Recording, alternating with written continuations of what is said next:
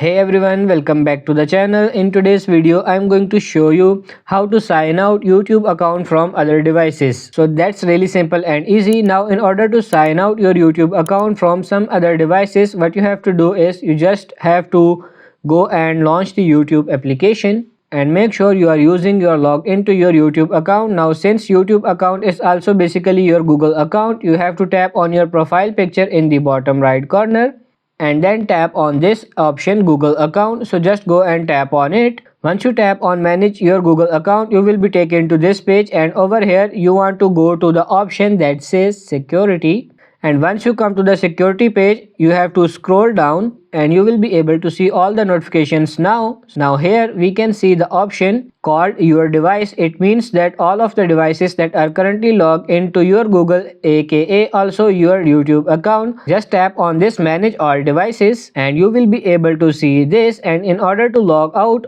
of your Google account or YouTube account, just tap on this specific device over here and select the option called sign out. As you tap on sign out, it will ask you for a confirmation, so just tap on sign out again, and similarly you can repeat the process for all the other devices as well. So that's pretty much it for this video. I hope this video was helpful. If it is, like it and subscribe to the channel. Thank you.